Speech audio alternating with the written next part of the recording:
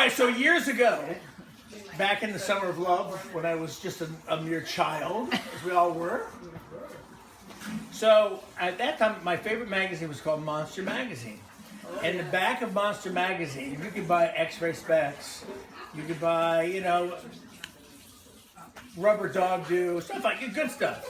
But you could also, at that point, buy a monkey. Now, not a sea monkey, not a stuffed monkey, a fucking squirrel monkey. Right? I mean, so there it is in the back. It said $9.95. You can have a squirrel monkey to send off. So my brother and I think this is a fucking great idea. This is so good. We can take him to school.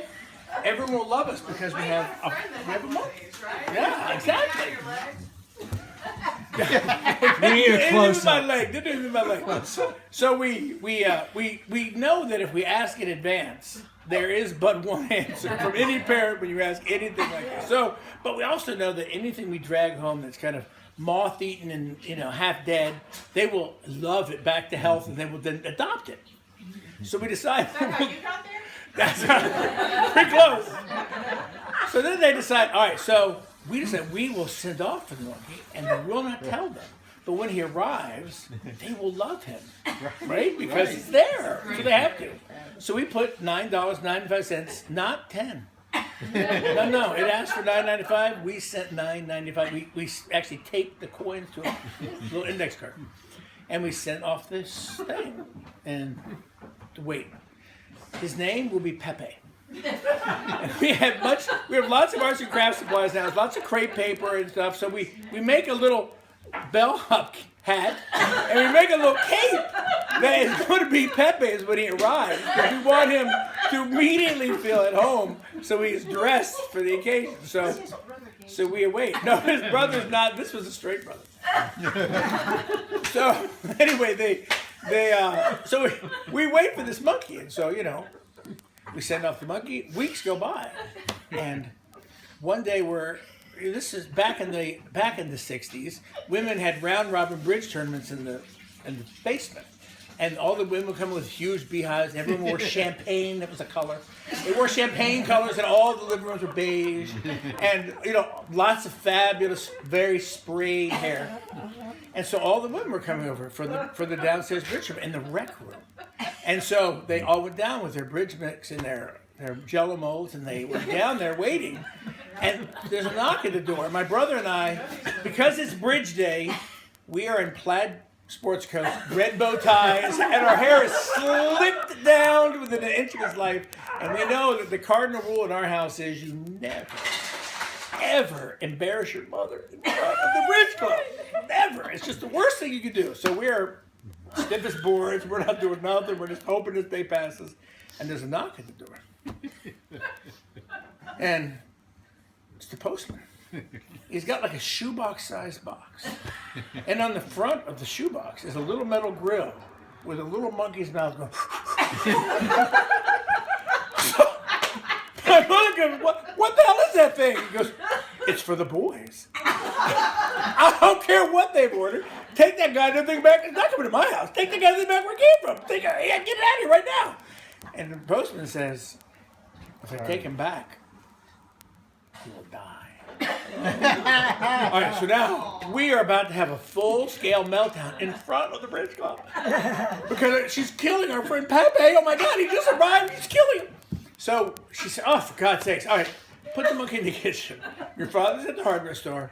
And when he comes back, and when this bridge tournament's over, we will address the monkey issue. But until then, I don't want you in that kitchen. I don't want you to smell the kitchen. Don't even look in the direction of the kitchen. You keep out of it. I'm going down there to finish my bridge tournament. You just leave that on that kitchen table. A moment she would rue for many years. So she goes downstairs, but we are 8 and 9 years old, and we have a fucking monkey in a box in the kitchen. But we're now sure to suffocate him because the guy said he's gonna die.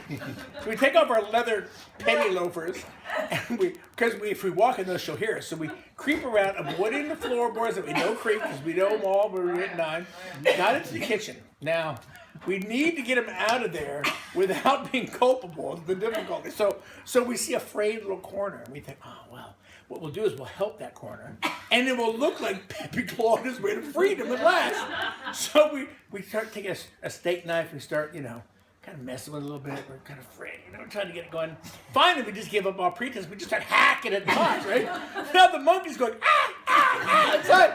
So finally, out pops Pepe. Pepe is a really smart creature. He knows not to defecate when he's in an enclosed place. So he has been waiting after a very full meal. He's been waiting for this moment. So as he gets out, he starts screeching at the top of his lungs because he's had a fucking knife stand there. And as he runs around the all-beige living room, there is an arc of urine ahead of him and a trail of like Kiki Smith defecation following everywhere he went. And I should tell you, as a side note, not to come out of the story, as a side note, monkey poo is not like dog or human. It has a stench that you cannot believe. In fact, after they replaced the rugs, most of the furniture, the curtains, a lampshade, they had to actually sand the floors down. But I digress to get the stink out. But anyway, so at this point, the women downstairs go, oh my God, they're running up the stairs, go, oh my God, what is this? And the monkey decides, this is the time for a strong offense. Because these people come at me, and this is my defense is to go a strong offense. So he jumps on one of the women. And as he does, he gets entangled in her beehive hair, which is twisted around his arm, and he can't get loose. So now he's biting the woman. Now she starts screeching at the top of her lungs. At this moment, my dad comes back from the hardware store. He has no fucking idea what's going on. He thinks a squirrel. He can't see what's happening. He just thinks this rabbit thing is attacking him. There's blood being let in the living room. So he comes in, and the monkey runs behind the sofa. And so he runs out, he gets the big leather garden gloves. We have my sister's crib, which had screen sides. We take an old screen door, and he grabs the monkey behind the sofa. He puts him in this crib. We put a screen door on top, we put bricks on top of that. And all eyes turn to us. Now, at this point, women are crying. There's blood coming down. The whole house is really, really not habitable for some time. We had to live at our aunt's for a while.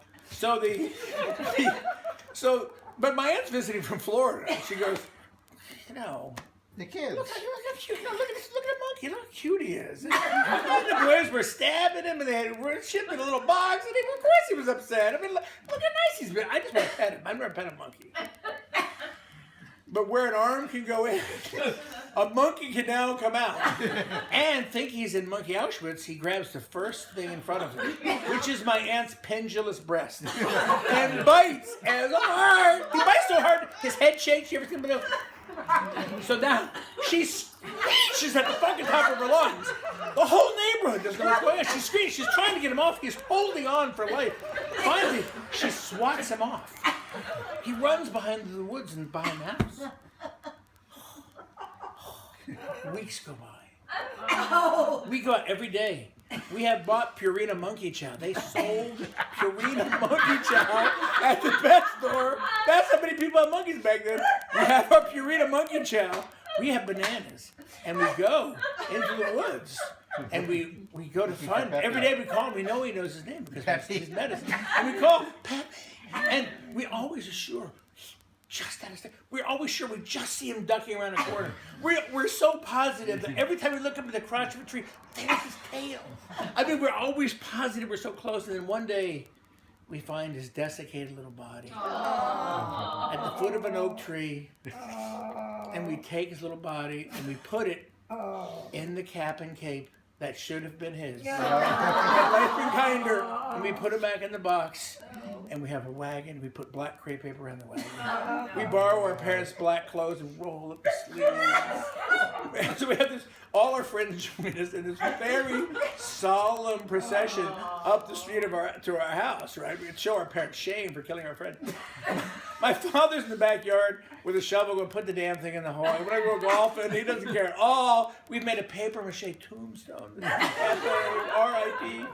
And so we bury him, and we're very solemn. We walk, we're very moved, and the dog next door digs him up and runs off with the monkey jerky in his mouth, and we never see Pepe again. But there's an addendum to this. There's a small addendum to this. My mother on her deathbed, and this is literally weeks before she died, said, life was horrible admission. I said, oh my God, what could it be? She goes, during that time, there were newspaper reports, radio reports of monkey sightings, all kinds of stuff and they wanted to return the monkey to whoever lost it. And I never let any of you see this or hear this. I wouldn't tell you because I was so afraid to get the monkey back to him. So that was her deathbed. That was her moment she had the most shame about. So there it is. There it is.